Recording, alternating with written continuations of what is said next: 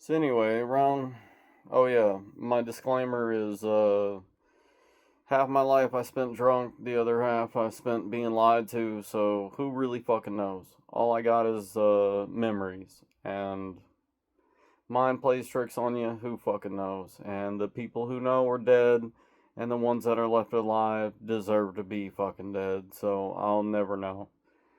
Um, so about 9 or 10 years old, going to school, they couldn't really just keep me locked in the fucking closet all the time. So, like I said, I had this friend named Max, but everybody picked on him, everybody picked on me. I was a dirty, dirty, dirty kid, right? Like I said, the coke-headed prostitute that raised me, she did not deserve to have fucking kids. So, one day I meet this kid, lives down the road. Not really too sure how I met him. It might have been through one of the coke-headed prostitute sons. Was friends with him because I remember the guy was a year older than me. So his grandfather owned a trailer park down the road and was a precinct 4 constable detective. So I would go over there, and man, the first time the mom seen me, she tried not to care. But a couple days after me and this dude are hanging out, she's like, "Kid, take a bath. Here's some food." And she'd let me stay there, and I pretty much started living with this guy until I was about 13 years old. But what I didn't know is the precinct 4 constable's son, who I suspect murdered this little girl that cops try to put on me, because it's what I look like. But a 10-year-old boy, 13-year-old boy murdering a fucking, what I do? Put the body on the bicycle on my handlebars and make it disappear?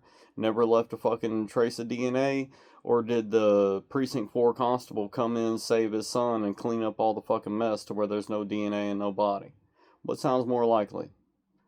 Anyway, so the precinct 4 constable's son was this kid's uncle.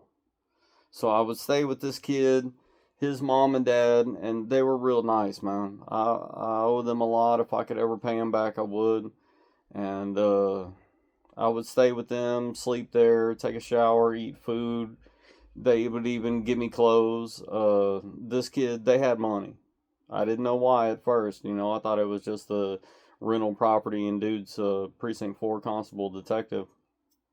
So I would stay there, play video games. I mean, he had all the toys, he had all the stuff. I mean, anything anybody wanted to do, this fucking kid had it. So I never had to leave. And his grandfather, what precinct 4 constable detective, trailer park was kind of like its own neighborhood. So you didn't have to go nowhere. It was its own little ecosystem.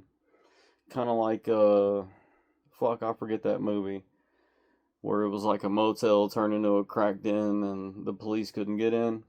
That's kind of what we're going to. So anyway, so the precinct 4 constable detective's son was a dope dealer, and I didn't have any concept of this shit at the time. I'm like a 9-year-old fucking kid, 10-year-old kid. So he would like pass me a backpack because nobody ever suspects the kids, right? I guess that's why the trafficking of babies for Epstein's Island and coke-headed prostitutes that raised me is so popular. And I would take this backpack and I would run it to just, he would drop us off. And in the 80s, late 80s, early 90s, there wasn't camera surveillance and all this fucking bullshit. Police actually had to be police. So this guy would drop me off, and I would walk into whatever chosen location with a backpack full of dope, and I'd hand it off to sometimes another police officer, sometimes somebody else, and just be like, "Here, dude, carry my backpack for me, Dad." And then he would walk me out the fucking restaurant, and then I'd go back to the precinct 4 constable detective son's car, and he would go to either his police car or whatever, depending on who I was dropping the backpack off for. And yeah, that was great. Running drugs as a little baby and didn't even know about it. So I would stay with them people, and also down the road was this motorcycle people. I'm gonna assume they're banditos, but I'll never know for sure. The dad had a daughter and a son, And I would hang out with a son. I can't remember whether it was my age or a little bit younger, but same thing. We would ride dirt bikes all around. Everybody was friends. Everybody knew each other. It's another run-on fucking thing. And there was just so many goddamn drugs. I didn't even have the concept of what I was looking at. I mean, you would walk into this the dirt bike people's family's garage, and it was just full of fucking dope. And I didn't even know. It's like, hey, what are these big white blocks? Are y'all gonna build a wall or what? Oh, no, no, no. That's how we make our money. And I would just hang around these people and had no fucking clue, man. And I mean, we got into some shit. Just us being boys. Uh, we would ride around the neighborhood on our bicycles. There used to be this military guy, and again, military. It's a constant theme in this. There was this military guy who moved in, and he would just always be outside sitting on his porch waiting for us to ride by so he could start shit. I mean, this guy would pull guns on us, chase us down the road, all kind of bullshit. When he moved out, he apologized, gave me a bunch of heavy metal cassette tapes. But I mean, this guy tortured the fuck out of us whenever he could. I guess trying to scare us off the streets was what he was trying to do, but all it did was make us fuck with him really hard. So we used to ride around, I mean, beat up mailboxes with fucking baseball bats, fucking. We didn't really steal anything at all. Thieving was kind of against the rules. We would like light shit on fire, but it was mostly about riding our bikes around. That's mostly what it was. Just being on our bikes was fun. We were away from adults, whatever. Damn, man. And then, I mean, it turned into a whole fucking group of us. There was like fucking 20 of us at one time riding through this neighborhood on little BMX bikes, and nobody could fucking touch us because Precinct 4 detective constable guy and his drug dealing fucking son and all their people were always watching over us, but we never really had a clue. So somebody would come and fuck with us. Next day we would see the guy like, God damn, dude, what happened to you, dude? You got fucked up, man. All your grill's gone, fucking whole face swollen up. What'd you do? And they were never allowed to talk about it. So that lasted for a little while. Then I met another dude down the road that would let me live with him. His dad was again military. I think he was army or some shit. He had two sons, but I looked so much like him. I don't know what the fuck was up with that shit, but I looked just like this fucking guy. So much so that every time his wife would get drunk, she would start accusing him and start telling him, that's your son, who's the mistress, blah, blah, blah. That's why he's here, and that's why you so happily let him live with us. But I don't think that dude was my dad. And same thing, they would feed me, let me live there, buy me clothes and shit like that, and I would just go to school, and just, I mean, we were just going around being kids. And then the Precinct 4 detective, grandpa, his grandson, and his mom, or whoa, the grandsons and his daughter decided that the neighborhood was getting too dangerous, that they were going to move out to Tomball. So the kid would come back every summer to come stay with his drug dealing uncle, his mom's brother, because his mom was the daughter of the Precinct 4 detective constable, and so son and daughter. He had a few sons and daughters. So I would have to go out on my own. That's when I met the other guy, military guy. And like I said, they let me live there, fed me, bought me clothes, and I just, like I said, I lived there. Man, I would just party around. We were stealing everybody's alcohol. That's around when smoking weed became a thing. I think I was like 12, 13 years old, smoking cigarettes, smoking weed. hang out with another kid that lived down the road from the Army guy who let me stay with him. And his grandparents had a property, and his older brother was kind of special, just dumb, you know?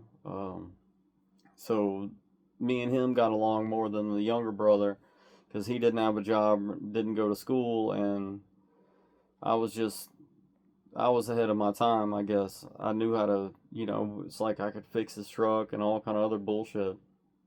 And we just fucked around.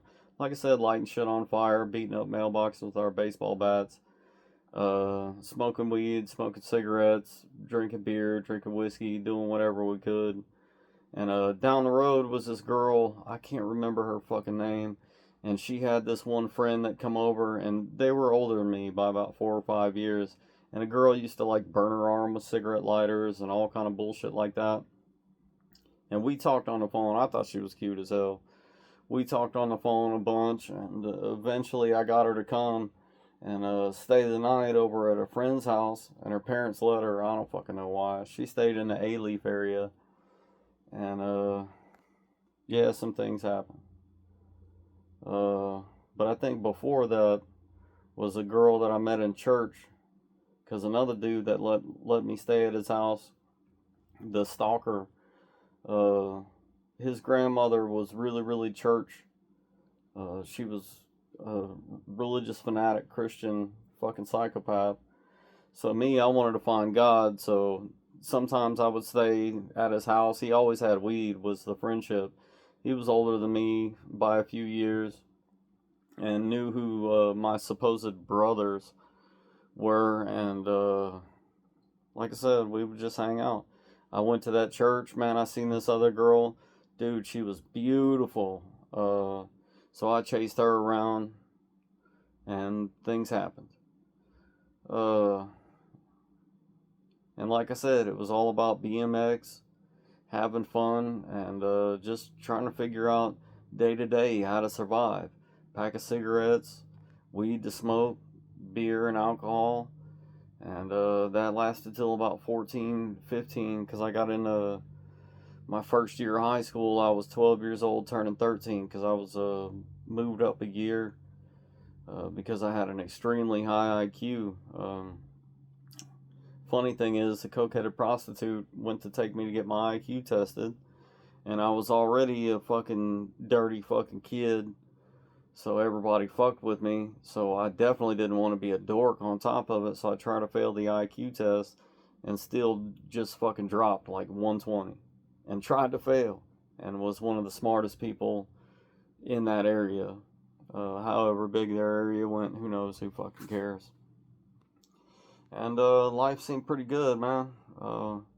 If I ever needed a bicycle, all we would do is we would go to this kind of richer neighborhood and steal a bunch of fucking bicycles, change out all the fucking pieces, and bam, I had a bicycle. And we would trade these parts in between each other, and it wasn't that bad. I wasn't even aware of the big backpacks of dope and money that I was moving for all these people, so I didn't even know, right? And then I guess on the next story we'll get into me getting a job at 11 years old, right before I get into high school, and the whole when some craziness starts to drop. That was real quick. Hopefully skip through most of the boring stuff, but it's a build up for later, because the coincidences that keep on popping up: Christian fanatics, military, treasonous military, and crooked fucking cops.